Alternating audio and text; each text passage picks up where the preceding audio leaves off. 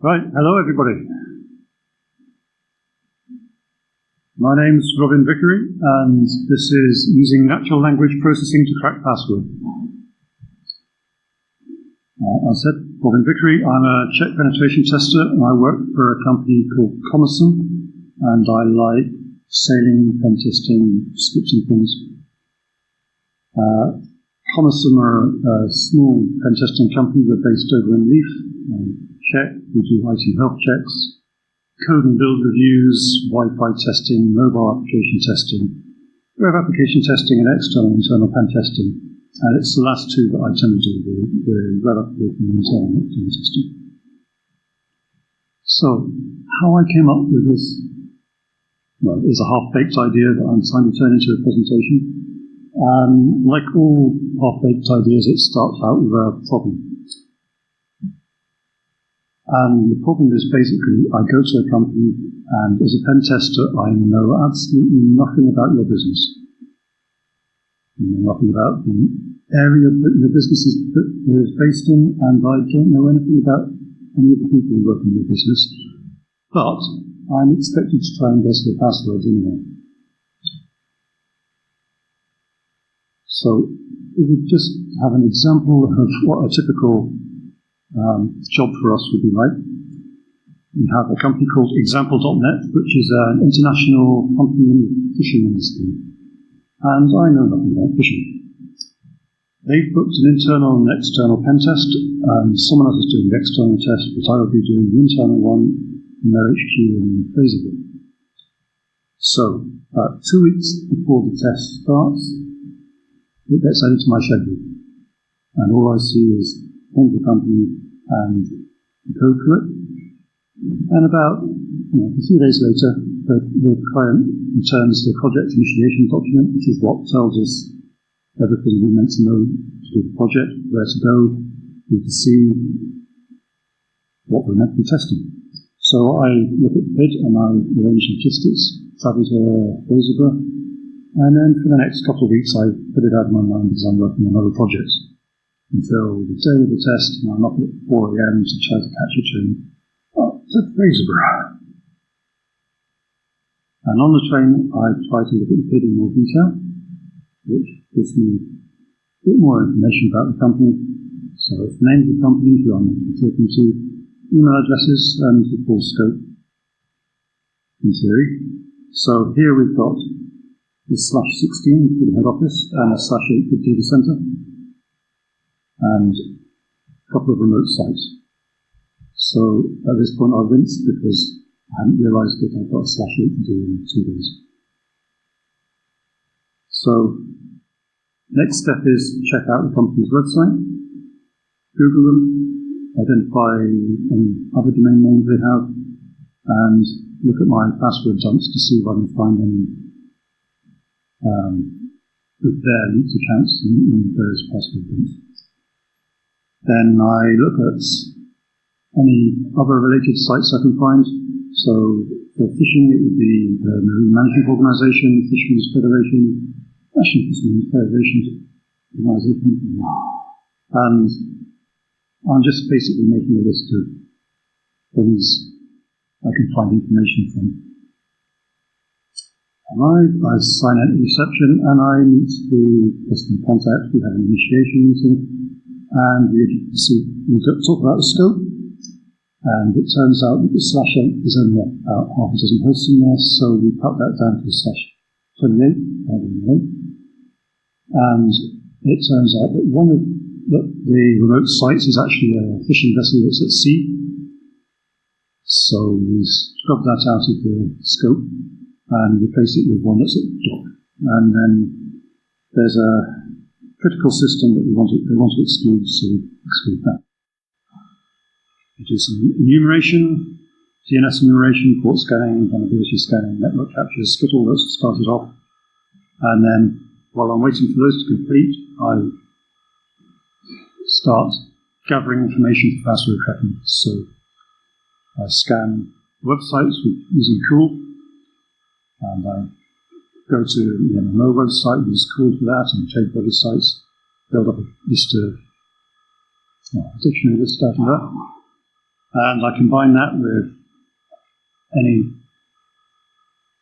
knowledge I can gather from the local area, from just Googling Fraserburgh, and any passwords I found in the password roots. And in the DNS enumeration, if I find anything that indicates an interest in the sysadmins, then I try to put that in the dictionaries as well. Then I go on Wikipedia and I gather anything that I figure might be possibly related to the company. That's what I might do for a phishing organisation. I have a load of stock word lists which I use for every company in Scotland, because I've yet to visit a company yet that doesn't have at least half a dozen passwords based on Celtic and religious routines. And then standard password lists for queues. So, in the meantime, my enumeration's been proceeding, our network scanning, all the scans we've got going, and by now, with luck, we'll have found either a host of vulnerability that we can gather credentials off, or some crackable NTLM hashes, or a public file share which has got passwords with a file with some passwords in it. And we get onto the domain and either dump a SAM database or NTLS it. And now I start cracking it. So firstly, I tend to go for LM hashes and service accounts, because service accounts tend to have high privileges and rubbish passwords, and user accounts with default passwords. But then it's just a case of going through all those dictionaries, applying various rules, and testing it. This is crap. And then, once it's been running a while, or it's run out of steam, I have a look at the cracked passwords and I see if I can find any common patterns. So if it's a phishing company, I might find passwords with phishing in the names, and then I might find car names and so on. And then I would add to the dictionary this to fish, this to cars, and so on. Repeating until I get bored. But that's a whole lot of work when you're on a client site and you've got a limited amount of time. And you're meant to be concentrating on trying to get good coverage of the client's network and basically not just password cracking. So it would be nice if I could automate some of that. So what can we automate? I've got some pre-built dictionaries that I use every time. That doesn't require much work for the test. The cool scraping you sort of need to do to get some kind of specific words for their client industry, but the rest is just fake work. If we can automatically look at the tracked passwords and build up related words, so build up a list of fish, do the equivalent of finding a list of fish and putting it back in the dictionary, then that would save me an awful lot of time. So, I had hazy memories of seeing a Google project years ago, which you give us a word and it will find a list of related words. So I tried to find that, and I couldn't. But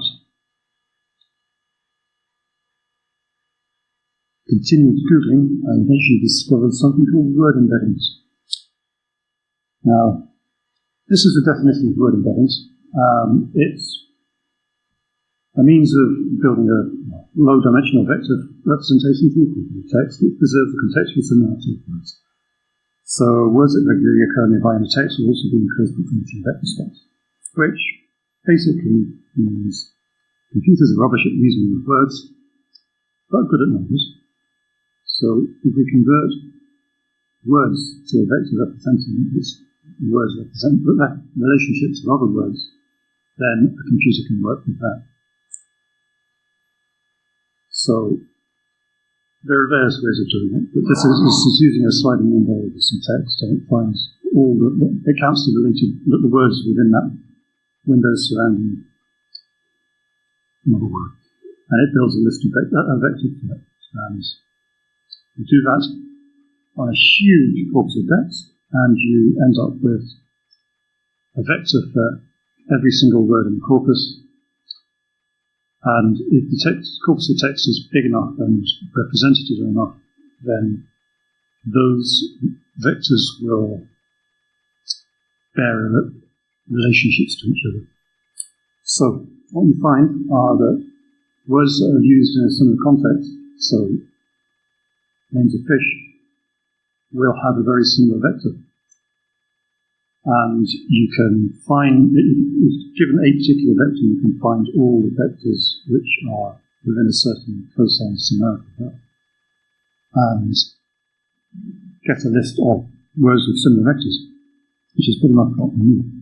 There's also a couple of other things. There's relationships between words that can be mathematically derived with arithmetic, so you can do fancy things like you subtract the vector for a capital city from the vector for a country, and you add the difference to another country, then you'll get a vector that's very close to the one for the capital city of that country.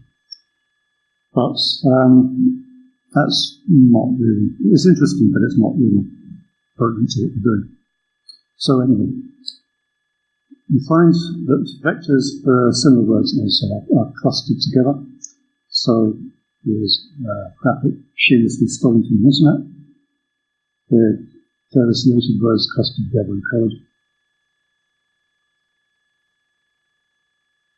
And this is showing what I just said about the relationship between capital cities and countries. All the vectors are roughly the same.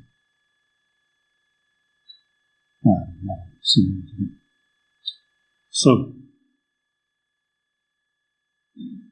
you need to train these things on a huge corpus of data, and it takes a lot of time, it takes a lot of CPU, it takes a lot of effort, both to clean up the data and to actually end up with a usable data set. So, you don't have to do that. You can go on the internet and you can get pre-trained model and download them based on Wikipedia and Common Core data set, which is a spider of the web at a particular time, and various newswire data sets. And I sincerely recommend you use one of those rather than trying to do it yourself. And here's some sources for the above. And this all seemed very interesting to me, but I haven't done any maths for the last 20 years, or any significant maths for the last 20 years. So I was a bit wary of trying to do anything this myself. But there is a library to do it with for you, and it's called GenSim Python Library. And it's just a case of click install it, and you've got everything you need. Once you've downloaded the dataset, you've got everything you need to start looking for similar words. So this is basic usage. Import it, give it your dataset, your file name, and then tell it to print similar words similar to, in this case, human. And what you get out is something like that. It'll give you at the moment it was set to the top 10 list, so it will find 10 of the similar words. And not all particularly likely to be in a password file, but they're not all likely to be used as password, but we don't need massive amounts of accuracy, we just need a huge number of words to dump in our dictionary. So here's another couple of examples. If I put in Fraser, it comes back with Peterhead, Arbroath, Walpole, and local towns, or related towns. And so if so the idea is now that we see the dictionary using our stock word list, and He calls three things from the website, and then perform one cracking run using, I use one root rule node as a permutation rule. Find all the cracked passwords that it discovers and clean them up quickly with very basic expressions to get what looks like a word, and then stick that word into Jensen, or those words into Jensen, and take the related words that it chucks back at us and put them back in the dictionary. And then repeat in a loop until it either doesn't come back with any new words, or we get bored and stop it. So the advantages of that is I don't have to do any thinking, and I have trouble with thinking sometimes, especially when I'm getting up at 4 o'clock in the morning. And it sometimes discovers relationships that don't occur to me when I'm sitting on the train trying to think what might be relevant to a fishing company. The disadvantages are it needs a huge data set to work from. It's quite resource intensive on CPU and memory, and it doesn't handle randomly generated passwords at all, or passphrases. And it's quite sensitive to the quality of your input. So if you don't clean up the passwords you discover fully, it won't necessarily find a word that's correctly related to that. And it doesn't understand context at all. So words which have more than one meaning, it might be obvious to you what the person generating the password means, but this program doesn't understand the difference between the two meanings of the words. So that's essentially what I do, and it's okay. It doesn't tend to work quite as well as we do it manually, but then it needs practically no effort once it's running. Things I've got to do in the future are improve the cleaning up of passwords as input to the system, trimming out high entropy passwords that are obviously randomly generated, and trying to detect and split up passphrases into individual words. And also, when it actually runs out of candidate passwords, I like to find some way of reseeding it with either random words or related words, just to keep the process going. But that's it for the moment. So, any questions?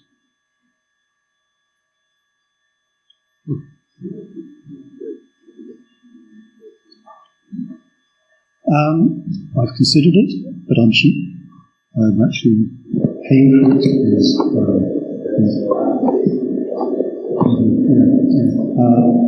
The data sets are quite huge,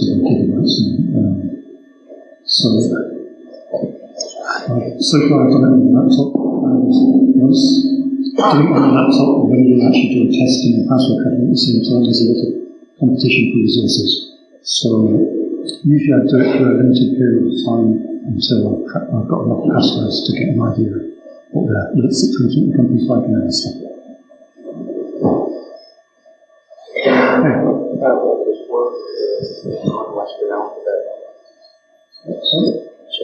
Okay. How well would this work with like a non-Western alphabet?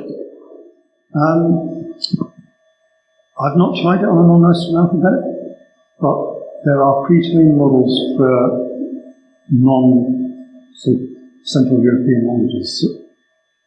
The data sets tend to be a bit more restricted because if you're training it off Wikipedia, then Wikipedia for English is massively bigger than for other languages. So data sets are not so big. But in theory, it works. I just never had the reason to actually try it. Hi, thank you for that. That's very interesting.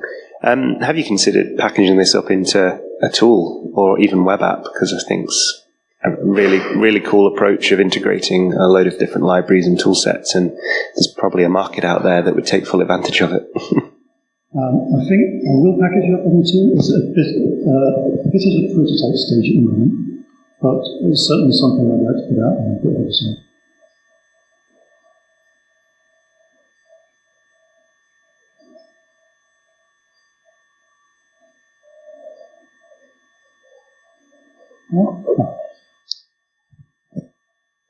Thank you for the talk. Do you have any hard numbers on how this tool actually performs statistically? You said it's not quite as good as doing it manually, but have you done any benchmarking or something? I'm not entirely sure how to do it, how to benchmark that. It's I have a feeling, just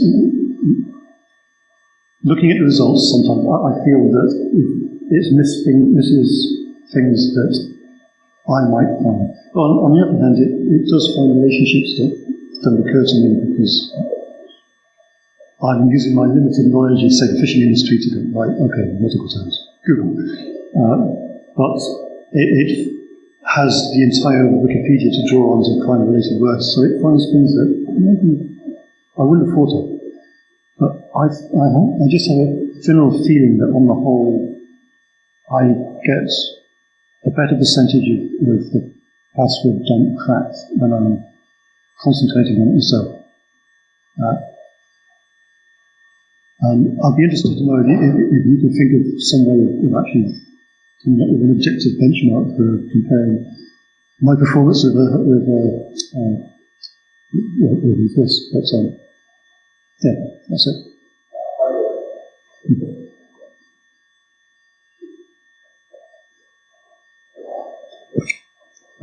Just a quick question. Do you usually just crack password dumps, or do you try actively brute force passwords on accounts which are active? And if you do, how do you bypass the password lockout and stuff of the account? I only use this on password dumps. So if I dumped into NTDS to it, then I'll use this in there. If I do try password sparing attacks, but only if I know the lockouts for that domain. So I will never try anything that might lock out an account. Is that? So answer the question.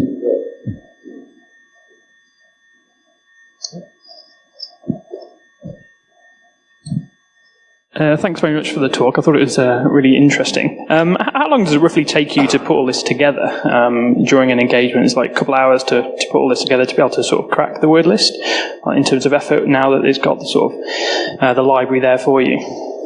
So, while on engagement? Yeah, so if you wanted to do this cracking technique that you've just discussed there, how long does it now take you now that there's a library? So you don't have to do it manually, roughly. Is it a couple hours of effort or? So the long part is always scraping the website with code and then cleaning up what it gives you to get. Cleaning out all the junk that code tends to give you that. Once it's going, I always say it's only 5-10 minutes to get it set up, and then I check on it every sort of 10-20 minutes or so to make sure it's still going, and that's about it.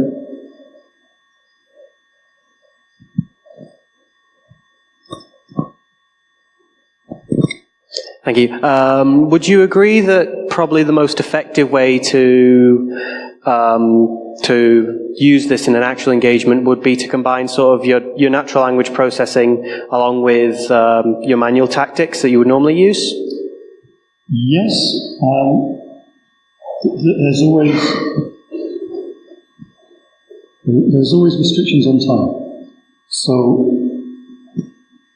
the best result would be, yes, to run this and for you to sit there and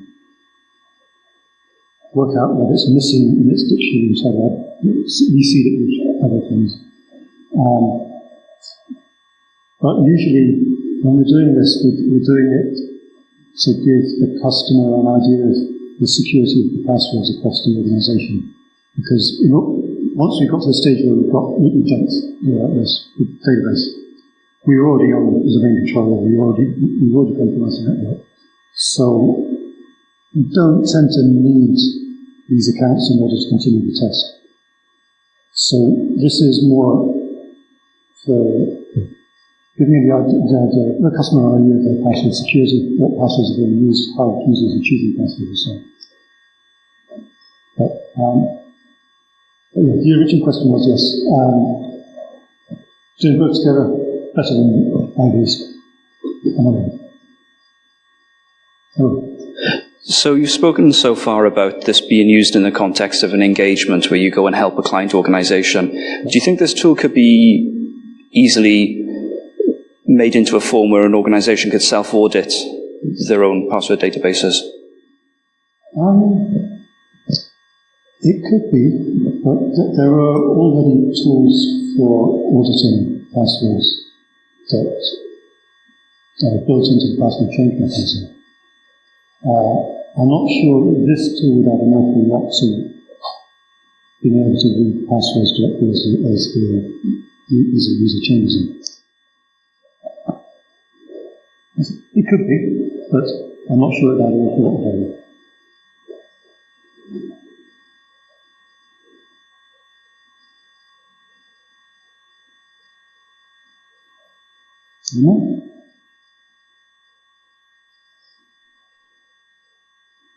Well, thank you for coming. Cheers.